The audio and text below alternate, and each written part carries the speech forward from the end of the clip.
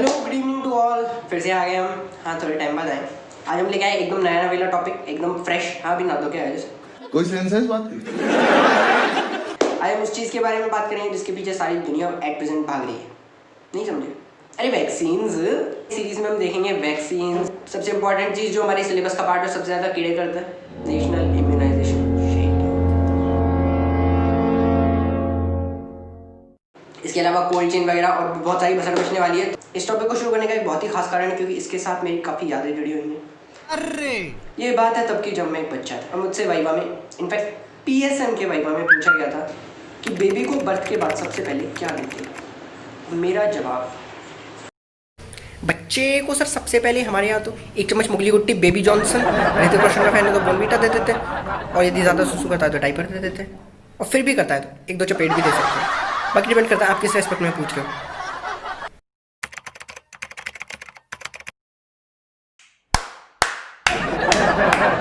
से बात तो साफ हो गई है, पर हमेशा से बहुत ही ज़्यादा क्रिएटिव रहे। पर इस जवाब के 1.5 घंटे लेक्चर सुनने के बाद और एक एक्शन लगने के बाद समझ में आया शायद यार वैक्सीन के बारे में पूछ रहे होंगे।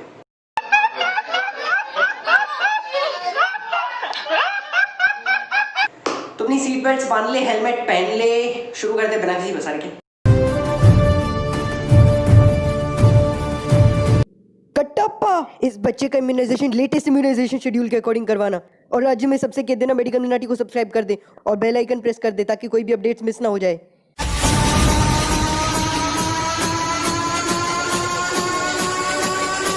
तो वैक्सीन को देखते ही सबसे पहला सवाल जो मेरे भेजे में आता है कि वैक्सीन देते क्यों हैं? टेस्टी लगती है इसलिए? अबे साले, इस सवाल का जवाब उसे तो बहुत ही अच्छी तरीके से पता होगा, जिसे कुत्ते काटने के बाद धड़ाधड़ इंजेक्शन ठोके गए। ओके, अपार्ट फ्रॉम जोक्स, आप में से मोस्ट ऑफ द लोगों ने एक सही गेस किया होगा। वैक्सीन हम देते हैं ऑब्वियसली बीमारियों से बचाने के लिए, या फिर हमारी झंड भाषा में मैं कहूँ तो इम्यूनिटी प्रोवाइड करने के लिए। बट यदि पूछा जाए कि वैक्सीन कौन सी इम्यूनिटी देती है, हाँ, इसका जवाब भी आप में से मोस्ट ऑफ द लोगों ने सही गेस किया होगा, एक्टिव इम्यूनिटी। देखो, बंदा चाहे कितना भी चौमुख करना हो, ये तो जरूर पता होगा कि एक्टिव इम्यूनिटी होती है और दूसरी होती है पैसिव इम्यूनिटी। ज्यादा कंफ्यूज की जरूरत है नहीं, कॉन्सेप्ट के लिए हमारे लिए सिर्फ इतना समझना काफी है कि एक्टिव इम्यूनिटी हमेशा वो होगी जो हमारी बॉडी के अंदर बनेगी, एंड पैसिव इम्यूनिटी हमेशा कहीं बाहर से आएगी, बॉडी में बनेगी। कैसे? जैसे कोई इन्फेक्शन हो गया, उसके अगेंस्ट इम्यूनिटी डेवलप हो जाए। वैक्सीन क्या करती है? वैक्सीन भी तो सेम काम करती है, वो इन्फेक्शन जैसी सिचुएशन बना देती है जिसके लिए बॉडी इम्यून रिस्पॉन्स डेवलप कर देती है। ओके, तो वैक्सीन एक्टिव इम्यूनिटी डेवलप कर रही है, पैसिव इम्यूनिटी फिर बाहर से आ रही है। बाहर से कहाँ से आ रही है? आप एग्जांपल लीजिए, मदर से कोई एंटीबॉडी प्लेसेंटा क्रॉस करके फीटस में आ रही है, ऑब्वियसली वो फीटस को पैसिव इम्यूनिटी प्रोवाइड कराएगी। यदि एग्जांपल ले लिया जाए ब्रेस्ट मिल्क का, तो उससे जो इम्यूनिटी मिलती है वो भी पैसिव इम्यूनिटी होती है। अब हमें यहाँ पे ताता थैया तो करना है नहीं, इसलिए अपने मेन टॉपिक पे आते हैं, वैक्सीन, जिसके बारे में हम बात कर रहे हैं। और आज अभी के लिए जिस चीज़ पर हम फोकस करने वाले हैं वो होगा वैक्सीन का क्लासिफिकेशन, क्योंकि वैक्सीन की गंदी वाली भसड़ होती है, इसलिए इसको क्लासीफाई करके पढ़ने में ज़्यादा आसानी रहती है। सिंपल सी बात है। तो वैक्सीन को हम अभी के लिए 3 क्लासेस में क्लासीफाई करते हैं। सबसे पहले हम देखते हैं लाइव वैक्सीन, उसके बाद होती है किल्ड वैक्सीन, तीसरी जो चीज़ हमें पता होनी चाहिए वो है सब यूनिट्स। ठीक है, सबसे पहले हम ले लेते हैं लाइव वैक्सीन। ओके, लाइव मतलब जिंदा, इसका मतलब इसमें हम जिंदा पैथोजन को इंजेक्ट करेंगे। अब सवाल ये कि क्या एक मस्त मौले पैथोजन, बैक्टीरिया या किसी वायरस को किसी इंसान के अंदर डालना सही बात है? तो बंदा कितना भी तगड़ा क्यों ना हो, किसी आप उसके अंदर बैक्टीरिया वायरस डालोगे तो उसकी बैंड बजनी तय है। इसका मतलब उसको डिजीज हो जाएगी। हम तो बीमारियों से बचाना चाहते हैं, तो इसका मतलब हम डायरेक्टली पैथोजन तो नहीं डालेंगे। कि फिर क्या फंडा है? तो आपको देखने को मिलेगा कि लाइव वैक्सीन जैसी असल में कुछ चीज़ होती नहीं है। इसका पूरा नाम जो होता है वो होता है लाइव एटीन्यूएटेड वैक्सीन। अभी एटीन्यूएटेड क्या है? हम पैथोजन का एटीन्यूएशन कर देते हैं जिससे वो बंदे में बीमारी ना करे। एटीन्यूएशन कैसे कर देते हैं? हम उसका एटीट्यूड कम कर देते हैं। अब एटीट्यूड से मेरा मतलब है पैथोजन की वो चीज़ जिसकी वजह से वो डिजीज कर रहा है, मतलब उसकी विरुलेंस, जिससे ऑब्वियसली बीमारी ना हो। बट हमारा मेन मोटिव क्या है? इम्यूनिटी डेवलप करना। तो इसीलिए हम क्या करते हैं, विरुलेंस तो कम हो जाए पर उसकी शक्ल सूरत वैसी ही रहे, मतलब उसमें सारे वो एंटीजेंस प्रेजेंट हो जो उसमें नॉर्मली होते हैं, उसकी एंटीजेनिक स्ट्रक्चर वैसी की वैसी ही रहे। अब पैथोजन के साथ ऐसी कौन सी गंदी हरकत करते हैं जिससे उसकी विरुलेंस भी कम हो जाती है और उसकी एंटीजेनिक स्ट्रक्चर भी मेंटेन रहती है? देखो, इसका जवाब मुझे नहीं पता अभी, और मैं जानना भी नहीं चाहता। एट प्रेजेंट जो मैं ये कर रहा हूँ ये भी मेरे औकात के बहुत ज़्यादा बाहर है। अब सबसे इंपॉर्टेंट चीज जो है लाइव एटीन्यूएटेड वैक्सीन के एग्जांपल्स। तो इसके लिए चलते किसी अच्छी सी रोमांटिक स्टोरी में। एक था राजा एक थी रानी, राजा को रानी से कुछ कुछ हो गया, राजा को रानी से कुछ कुछ हो गया तो उसने एक रोमांटिक सा डायलॉग चिप दिया, I can't live without you, baby. तो उसने बोला I can't live without you baby. और यदि राजा थोड़ा सा और रोमांटिक हो जाता है तो वो बोलता है मेरी जाने मन I can't live without you. ज़्यादा सेंटी होने की जरूरत नहीं है, वैक्सीन के नाम है। एकदम इन्होंने वक्त बदल दिया, जज्बात बदल दिए, जिंदगी बदल दी। ओके, तो ये सारी लाइव वैक्सीन कैसे हैं? सबसे पहले तो हम इसमें देखते हैं एम से हमें याद रखना है मीजल्स, आर से जो चीज़ हमें याद रखनी है वो होगी रूबेला। इसके अलावा आर से एक देखो ये है रोता बच्चा और ये है रोता वायरस, ठीक है, अच्छा जो नहीं था। तो आपको याद रखना है मीजल्स की वैक्सीन लाइव होगी, इसके अलावा रूबेला, रोता वायरस, एक्चुअली में ये रोटा वायरस होता है, ओके। जैसे आपको याद रखना है जैपनीज एनसेफेलाइटिस लाइव, इसके आगे मैं खुद ही लाइव लगा रहा हूँ क्योंकि इसकी किल्ड वैक्सीन भी होती है, ओके। इसके बाद क्या है जाने मन, एक्चुअली मैं क्या जाने मन को जाने मम बोला ताकि मुझे मम से याद रहे मम्स, ओके। मम्स की वैक्सीन भी लाइव होगी। आई से हम याद रखेंगे इन्फ्लुएंजा, इसके बाद कॉलेरा की वैक्सीन लाइव होगी। ये चीज़ हमें साफ साफ इंडिकेट कर रहा है कि हम लाइव वैक्सीन पढ़ रहे हैं। अब यहाँ पे आप लोग बोलोगे मैंने विद की स्पेलिंग गलत लिखी है, गलत ऐसा इसलिए लिखा ताकि मुझे इससे याद रहे वेरिसला।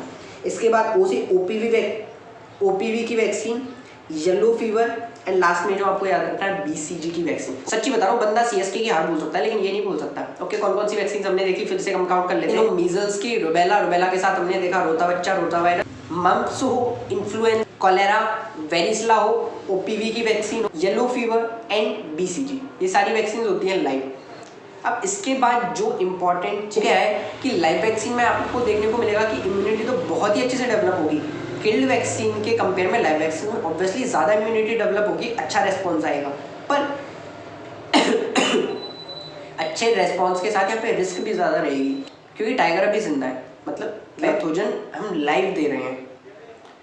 अब वो तो ठीक है बट उसकी वजह से हम अपना भेजा फ्राई क्यों कर रहे हैं? क्योंकि इसमें एक इंपॉर्टेंट कॉन्सेप्ट आता है कॉन्ट्राइंडिकेशंस का। ऐसी कुछ कंडीशंस होती हैं जिनमें हम ये लाइव वैक्सीन्स नहीं देते। देखिए क्योंकि पैथोजन की विरुलेंस हमने कम कर दी है तो नॉर्मल पर्सन में वो इन्फेक्ट नहीं कर पाएगा, बट इन केस यदि पर्सन है कमज़ोर का मतलब उसकी इम्यूनिटी है कम, उस केस में वो कम विरुलेंस वाला पैथोजन भी उसके लिए खतरनाक साबित हो सकता है। कैसे? भाई सिंपल सी बात है, डीन एम्ब्रोस के सामने तो एजे स्टाइल्स भी बहुत फुदक के लड़ेगा, लेकिन यदि रोमन रेंस आ जाए तो ओके, यदि आप एजे स्टाइल के फैन हैं तो सॉरी। यहाँ पे एक चीज़ जो हमें समझ आई कि किसी पेशेंट की इम्यूनिटी कम है या फिर मैं कहूँ इम्यूनो कॉम्प्रोमाइज पेशेंट्स में हम लाइव वैक्सीन नहीं देंगे। अब ऐसी कौन सी इम्यूनो कॉम्प्रोमाइज कंडीशंस हैं तो इसका जवाब मैं नहीं दूंगा, आप खुद सोचिए ऐसी कौन सी कंडीशन हो सकती है। आई होप आपने काफ़ी हद तक सही अंदाजा लगाया होगा। इसमें जिस पहली चीज़ की बात हम करते हैं वो बिल्कुल सही पकड़े, HIV।